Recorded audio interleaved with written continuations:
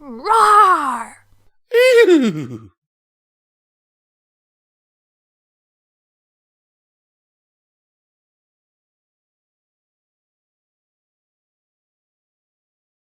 Twilight Sparkle and the Darling Conundrum by Vexy. Oh, darling. And then there was this totally super duper fantastic blow-up bouncy castle. I mean, I didn't even know balloons came in that size. But then, when I actually saw it with my own two pinky eyes, I knew it had to be real. Because if it wasn't real, then I wouldn't be seeing it, would I now? Duh! Uh-huh, Twilight grumbled as she glanced up from her book. Pinky was still skipping around the walls of Golden Oak's library, even after 45 minutes of almost non-stop, incessant chatter. Pinkie Pie was only manageable in small doses, and Twilight had almost reached her limit. Hey, but you know what else comes in big sizes? Pinky continued. Cake! You remember Snowflake, right? Really big and muscled stallion. I made sure I baked him an extra large, splendorific cake for his extra special birthday this year. Did you know he's 24 now? Can you believe it? That's like 5 years, 3 months, and 7 days older than me. Those 3 numbers are also odd numbers, which is exactly what Snowflake called me the first time he saw me. Pinky? Twilight sighed impatiently. Why are you telling me all this? What do you think? Pinky replied in confusion. You asked me about my day, so I just told you. First, I helped out Mr. and Mrs. Cake, then I delivered cupcakes to Pip's Quick's birthday party and saw that really big bouncy castle, and then finally I met Snowflake on the way here. It's only 11:30, you know, and we haven't had a single disaster in Ponyville yet. Isn't that a surprise? Twilight grumbled. Of course it is! A good surprise too! Normally something always goes wrong by this time. You know why? Because it's a Saturday! And you know what always happens on Saturdays? No, Pinky, I don't. No, can I just... That's when you and I can have the day off and you can come out of your hot and stuffy library! Pinky announced gleefully. You still have time to organize a picnic! That's actually a great idea, Twilight said suddenly. Spike, could you help Pinky prepare a picnic? Before Spike could run down the stairs, however, Pinky was holding a wicker basket in her mouth. No need, silly! She chirped through her teeth. I already have one ready! Twilight glanced at the clock. It was indeed 11:30. Well, it's a little early for a picnic. Maybe you can just read a book quietly for an hour or two. Sounds fun! Pinky sang. Hey, do you know where I can find a book about chocolate and icing sugar? I'm kinda hungry right now, so I want to read about food. It's over there, Pinky! Spike called from across the library, holding a book in his claw. Whatever Pinkie Pie had said next was drowned out by Twilight's book. It was a particularly complex book that dealt with the complexities of complex things that only Twilight Sparkle could understand. Secretly, however, Twilight had swapped her book out for another one. Spells that affect speech. Well, it couldn't hurt to try. Honestly, these spells looked like they cured verbal dyspraxia, but really, how different was that from Pinkie Pie? Twilight felt warmth rush through her head as her horn glowed. Power floated through the air, and yet in an instant it was over. Glancing up, Twilight was surprised to find Pinky reading a book quietly. Had it worked? Pinky? Twilight called, clearing her throat. Pinky responded, not even glancing up from her book. Do you want to borrow that book? You can keep it as long as you like. Sure. The Earth Pony replied simply. Twilight blinked. Was there no more? Wasn't Pinky going to rant on about some other mundane topics such as what book she'd recently read or what she ate last week? It worked! It had to have done. There was no other explanation. Actually, I should probably get back to Sugar Cube Corner. Pinky replied. The tray of cookies in the oven should be just about done. See you, Twilight. Before Twilight had a chance to respond, Pinky had tossed the book she had been reading onto her back and had walked out of the library. The unicorn watched her leave with considerable interest. That was amazing, she murmured. Pinky was quiet for once. Yeah, talk about weird. Spike chuckled as he finished reorganizing the books that he had been sorting through. I'll be upstairs if you need me, Twi. Plucking a book from the shelf, the dragon headed up the stairs. Okay, see you, Spike, Twilight called. Returning her attention to her book, Twilight hummed to herself merrily. It had worked. It had actually worked.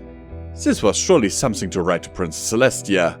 It was almost as if Pinky's very character had changed after she had cast the spell.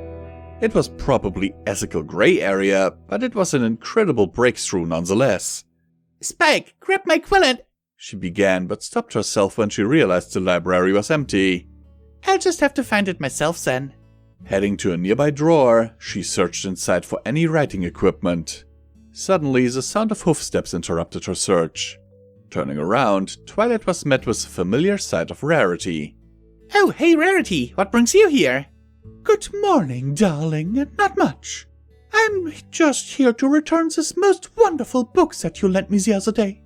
It was simply splendid, darling.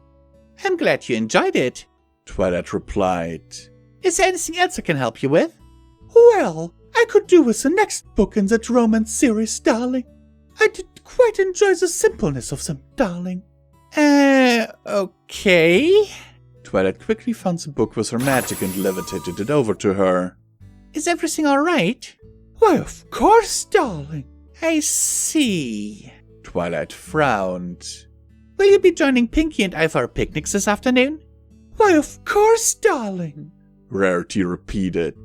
Darling, I would simply love to join you, darling. Twilight couldn't help but raise an eyebrow at this. Why is Rarity acting so... Twilight searched for the right word. Rarity? Are you sure you're okay, Rarity? You're not normally quite so affectionate. Darling? Twilight's frown deepened.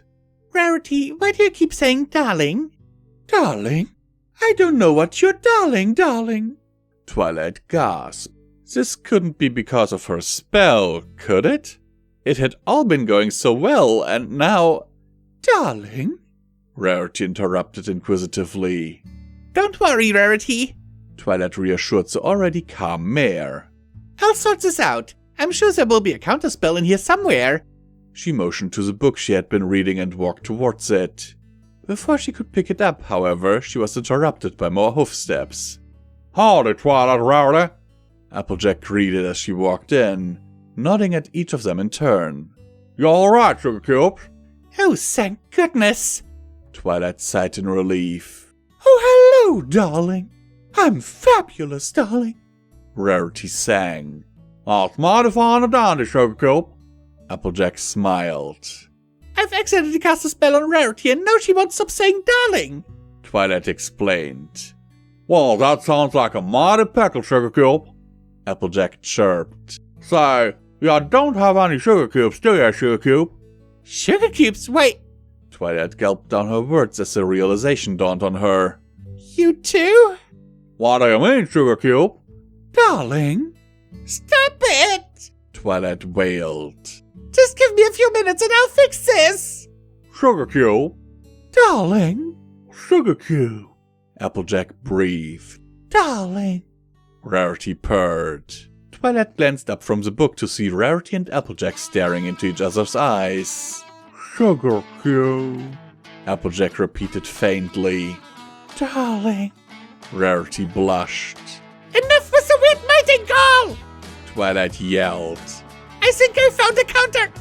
Before she could finish her sentence, however, she was interrupted as an entire wall of the library caved in, destroying several bookshelves of books and several hours of time. At the center of the travesty was Rainbow Dash. Oh, sweet Celestia! Twilight grumbled, rolling her eyes.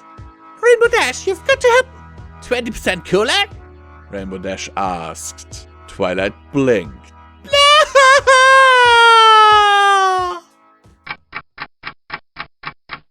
Author's note. Follow-up blog post can be found here. Hello everyone, this is Visual Pony from Pony&Wolf Productions, and I thank you for taking the time out of your day to listen to this video. At this point, I want to thank all of our amazing patrons on Patreon for supporting this channel with their monthly donations and keeping the lights on around here.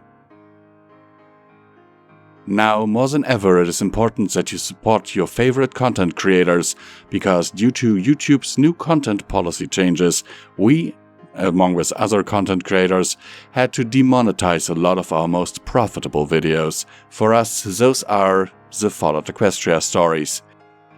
As you can see on the graph on screen right now, our earnings per video used to be relatively okay, even though The earnings were never enough for a viable career, it was enough for a good, decent side income. Now we are struggling to pay our bills. If you want to support us for as little as $1 a month, you can do so by clicking on our Patreon link down in the description below. And you can get wonderful perks like, for example, early access to all of our stuff. Sometimes things like this are recorded months in advance. Voice acting lessons from me or Midnight, if you really want to.